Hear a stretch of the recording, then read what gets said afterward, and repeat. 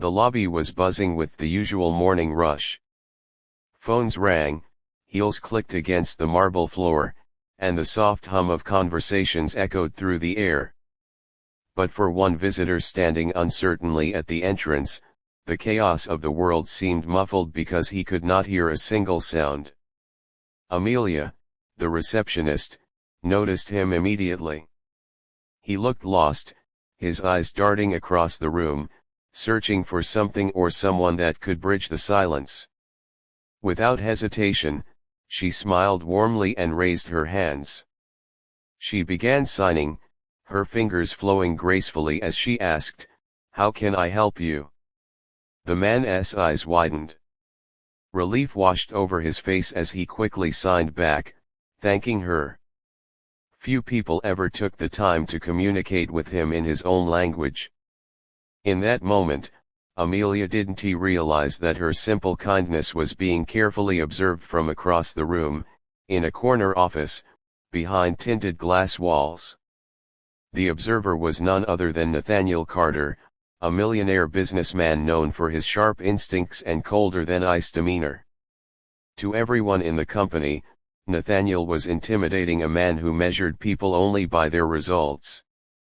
But today, he sat frozen in his chair, watching the scene play out. He hadn't expected to be moved.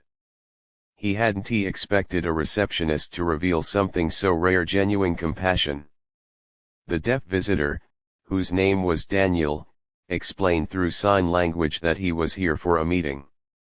Amelia didn't just translate, she stayed by his side, guiding him toward the right conference room, ensuring he felt respected rather than pitied. She didn't treat him as less. She treated him as equal. Later that day, Nathaniel called Amelia into his office.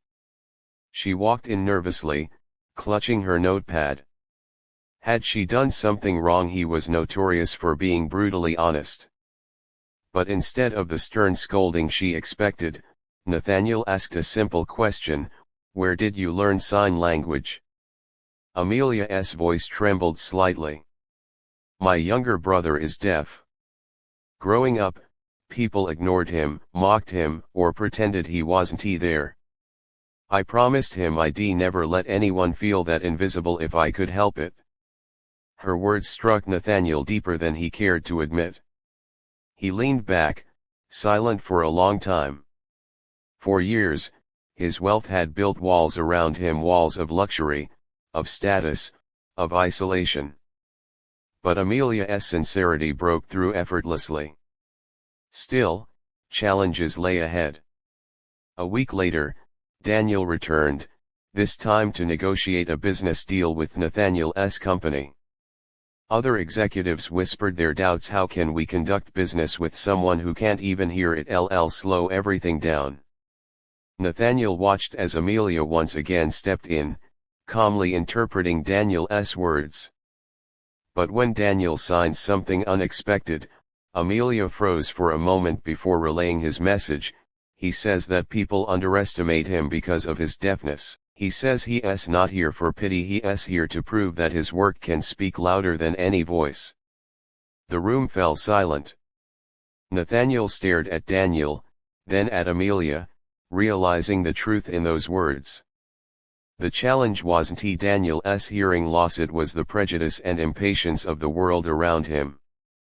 Despite resistance, Nathaniel decided to move forward with Daniel's proposal.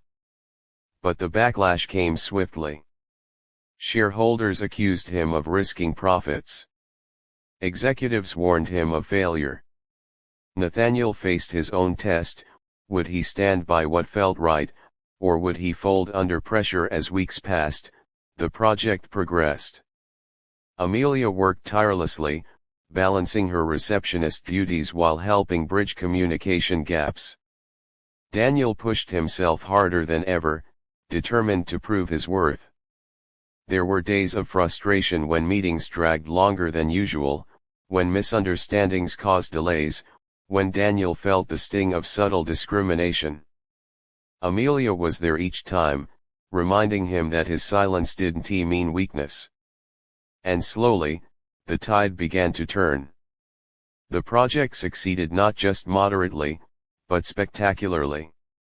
Profits soared higher than projections, and Nathaniel's gamble became the company's triumph. Those same executives who doubted Daniel now sat in stunned admiration. But the most profound moment came during the celebration event. Nathaniel stood before his employees and, for the first time, looked less like an untouchable millionaire and more like a man deeply humbled. He gestured for Amelia and Daniel to join him on stage. Then, to everyone's astonishment, Nathaniel lifted his hands and signed clumsily, but sincerely, "Thank you." The crowd erupted in applause. Amelia's eyes welled with tears, and Daniel smiled wider than he ever had. For them, this was more than success, it was validation, respect, and the breaking of invisible barriers. From that day onward, Nathaniel implemented a company-wide program for inclusivity, including sign language training sessions, accessibility upgrades, and new hiring initiatives. Amelia was promoted, no longer just a receptionist but the leader of an entire department dedicated to diversity and employee support.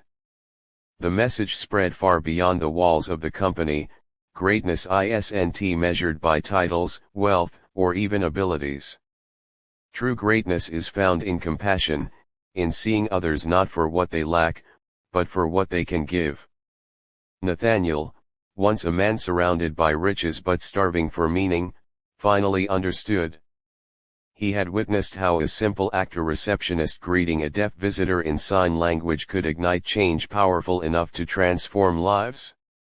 And as Amelia often told her brother, with a smile that never failed to light up her face, sometimes the smallest gestures can echo louder than words ever could.